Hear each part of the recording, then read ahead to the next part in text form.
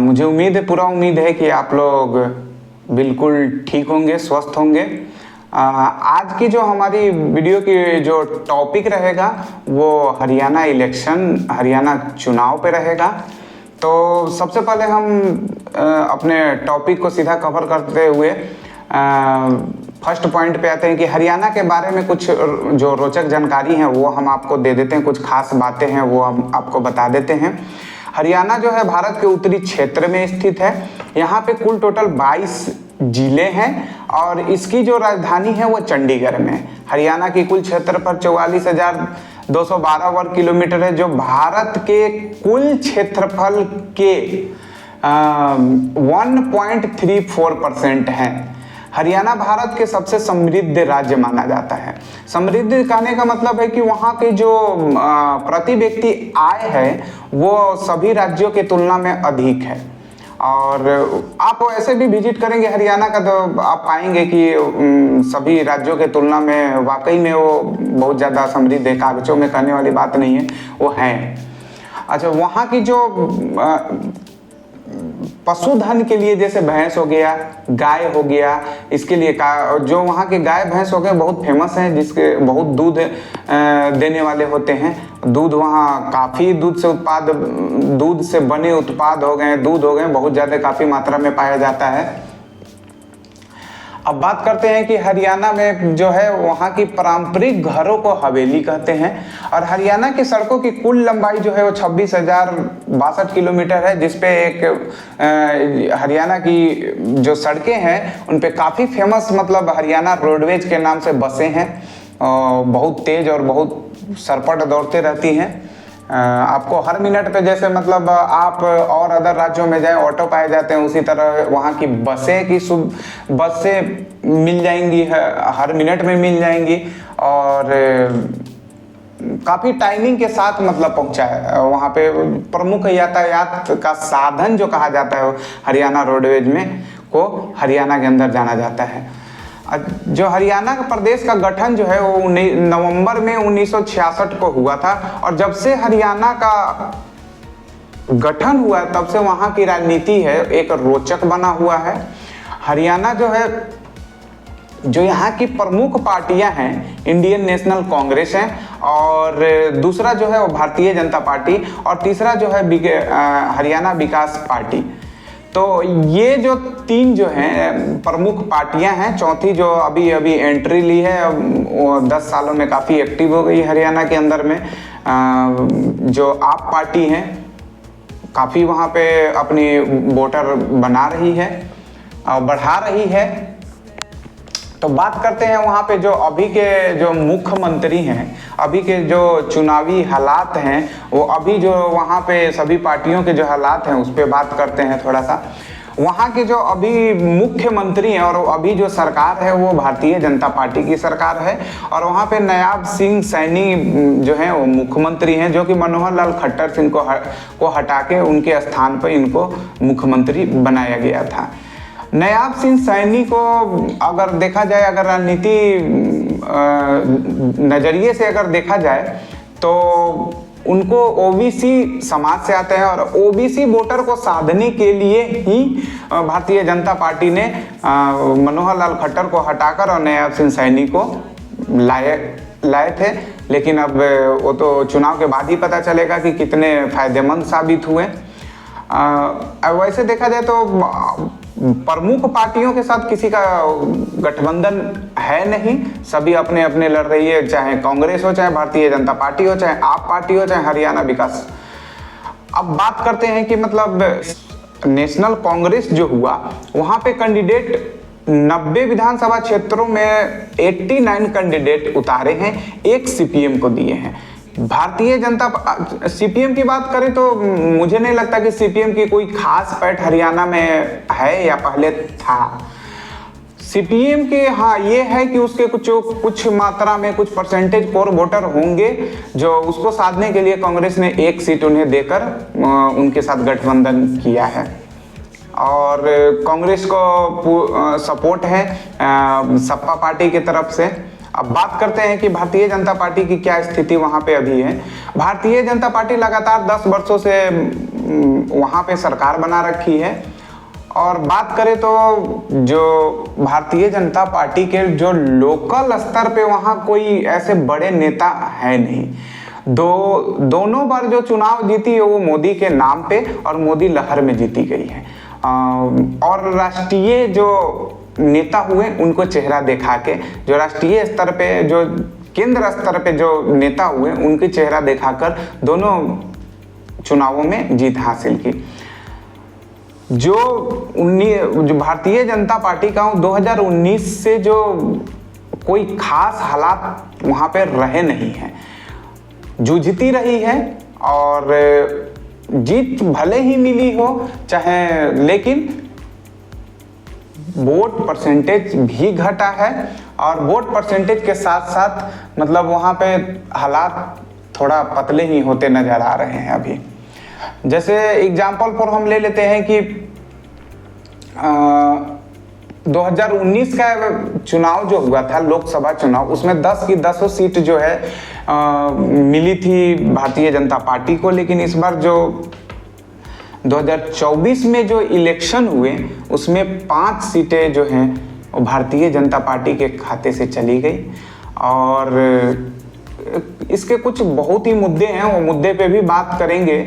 जो भारतीय जनता पार्टी के जो लोकल जो मुद्दे हैं भारतीय जनता पार्टी के खिलाफ हैं, और वहाँ की पब्लिक भी थोड़ी सी भारतीय जनता पार्टी से काफ़ी नाराज़गी है और कई हैं, वो हम उस पर बात करेंगे, मुद्दे पे भी बात करेंगे। लेकिन फिलहाल हम समझते हैं कि क्या वहाँ का राजनीति दलों का भी हालात क्या है।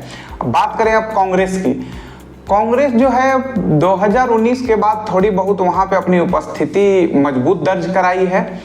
और अब रही बात कि मतलब आप पार्टी आई है, आप पार्टी के आने से गठबंधन तो नहीं हुआ, अभी भी नेता जो है आपके बयान देते नजर आ रहे हैं कि हम कयास लगा रहे हैं कि कांग्रेस पार्टी मान जाएगी गठबंधन के लिए। लेकिन ऐसा लगता नहीं है, क्योंकि कैंडिडेट अपने अपने कैंडिडेट उन्होंने भी उतार दिए हैं और अपने अपने कैंडिडेट जो है वो कांग्रेस ने भी उतार दिए हैं। अब रही बात कि जो आप पार्टी वहां आई तो इससे नुकसान किसे, हालांकि कांग्रेस भी खुश हो रही है, उनके नेता कई देखें कि बयान दे रहे हैं कि हम गठबंधन नहीं, हम अकेले लड़ेंगे। हालांकि नुकसान कांग्रेस को ही होने वाले, जी हाँ, क्योंकि बीजेपी की एक कोर वोटर है, बीजेपी की कोर वोटर आपके साथ वो कभी जाएगी नहीं। और जो कांग्रेस, आपका जो वोट अगर आएगा वो कांग्रेस से ही कट के आने वाला है, तो गठबंधन न होने से मुझे कांग्रेस का ही नुकसान लग रहा है। बाकी देखते हैं आगे क्या होता है, ये तो चुनाव है, पब्लिक के मूड के ऊपर ही डिपेंड करेगा, हम तो विश्लेषण नहीं कर सकते हैं। लेकिन अभी तक का हालात यही बता रहे हैं कि जो बीजेपी है वो अभी थोड़ा बुरे दौर से गुजर रहा है। कांग्रेस जो है वो भी कोई खास स्थिति, थोड़ी सी बीजेपी से उपस्थित हालात जो है अच्छे लग रहे हैं। कारण ये नहीं कि मतलब कांग्रेस ने बहुत अच्छा वहाँ पे विपक्ष की भूमिका निभाई, कारण ये है कि वहाँ पे एंटी बीजेपी जो मुद्दा कई हैं वो हावी रहा है, जिस कारण मतलब कांग्रेस थोड़ा सा हालात सही दिखाई दे रहे हैं। देखते हैं। अब बात करें वहाँ पे जो प्रमुख जो कुछ ऐसे हॉट सीट हैं उनकी हॉट सीट की भी बात करते हैं। जो सिरसा से है वो गोपाल कांडा के खिलाफ रोहतास जांगड़ा को उतारा गया है। वही जुलाना से विनाश फोगाट के खिलाफ कैप्टन योगेश बैरागी को मैदान में है। जुलाना की सीट पर आपकी ओर से डब्ल्यूडब्ल्यू की पूर्व रेसलर कविता दलाल मैदान में है। तो ये कुछ सीट जो हैं वो हॉट सीट हैं। अब जो मतदान की तारीख, जैसे अब ऐसा है कि हरियाणा विधानसभा के चुनाव जो है वो जैसे जैसे नजदीक आ रही है, राजनीतिक दल अपने अपने दावे पेश कर रहे हैं, काफी उठापटक हो रही है, काफी जो है लोकल स्तर के नेता इधर से उधर जा रहे हैं, इधर से उधर जा रहे हैं, गठबंधन जुड़ रहा है, टूट रहा है, जुड़ रहा है, टूट रहा है। अब बीजेपी अलग कर रही है कि हम तीसरी बार सरकार बना रहे हैं, कांग्रेस अलग कर रही है कि हम इस बार पूर्ण बहुमत से आ रहे हैं। अपने अपने दावे अलग अलग दिखाए जा रहे हैं। सभी पार्टियां तू डाल तो पात पात वाली हाल कर रखे हैं। अब वहां देखें कि कांग्रेस के तरफ से कुछ जो नेता, मतलब जो प्रमुख नेता हैं, जैसे भूपिंदर सिंह हुड्डा, उनके नेतृत्व में कांग्रेस चुनाव लड़ेगी। और ये तो कंफर्म है कि राहुल गांधी ही प्रमुख कांग्रेस के जो चेहरा होंगे। सेम वही हालात रहने वाला है। भारतीय जनता पार्टी के पास भी कोई खास वहां नेता है नहीं लोकल स्तर के, तो वो भी इस बार भी मोदी के नाम पे ही चुनाव लड़ने वाले हैं और मोदी का ही चेहरा दिखाने वाले हैं।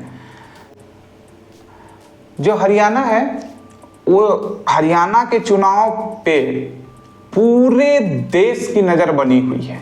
हरियाणा का चुनाव जो है कई स्तर पे मतलब बड़ा माना जा रहा है, कारण कि उसके बाद दिल्ली में है, उसके बाद जो पश्चिमी जो हरियाणा का मूड होता है वो पश्चिमी यूपी की भी मूड होती है। कुछ राजस्थान भी मतलब उससे जुड़ा हुआ है, तो राजस्थान का भी मूड सेम ही रहता है। तो इसलिए सभी की नजरें उन पे बनी हुई है। अब आते हैं कि वहां के जो लोकल मुद्दे हैं, वो लोकल मुद्दे क्या इस बार रहने वाले हैं। तो लोकल मुद्दे की अगर बात की जाए तो सबसे बड़ा जो मुद्दा है वो मुझे दिखता आ रहा है कि जो भारतीय जनता पार्टी केंद्र में जो किसानों के हित के लिए कहें या विपक्ष के नजरिए से और हित के लिए कहें, जो कानून लाए वो किसानों को कांग्रेस समझाने में या ये कांग्रेस द्वारा मतलब इसका दुष्प्रचार किया गया और किसानों के नज़र में ये डाला गया कि ये नहीं, आपके अहित में है ये कानून, तो किसान भी वहाँ के नाराज चल रहे हैं। दूसरी है हरियाणा की एक खासियत ये है कि वहाँ के हर घर से लगभग सरकारी नौकरी में मिलेंगे या तो फिर फौज में मिलेंगे। अब फौज हो सकता है, आर्मी भी हो सकता है, नेवी भी हो सकता है, एयरफोर्स भी हो सकता है या सीआरपीएफ हो सकता है, या तो फिर तो वहाँ की जो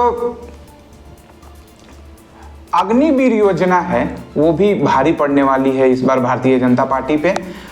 अग्निवीर योजना भी विरोध काफ़ी हुआ हरियाणा में भी।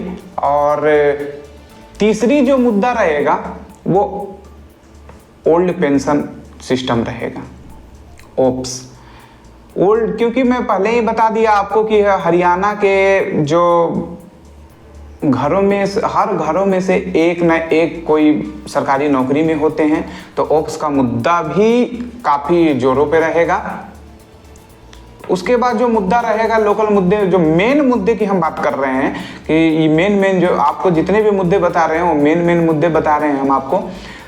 सबसे बड़ी मुद्दा जो रहने वाला है वो बेरोजगारी रहेगा।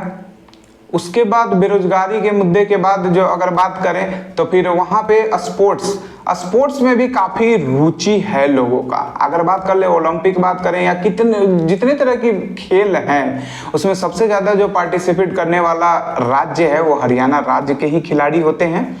और सबसे ज़्यादा मेडल भी प्राप्त करने वाला लगभग आप देख लिया जाए तो हरियाणा से ही लोग आते हैं। स्पोर्ट्स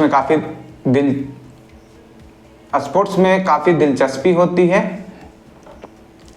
तो अब बात करते हैं कि मतलब जो पहलवानों द्वारा आंदोलन किया गया था वो भी मुद्दा बहुत रहने वाला, काफ़ी फेमस होने रहेगा। पूरे इलेक्शन में वो मुद्दा उठने वाला है। कांग्रेस के तरफ से जरूर उठाया जाएगा, विपक्ष के तरफ से ये केंद्रीय मुद्दा इसको बनाया गया था।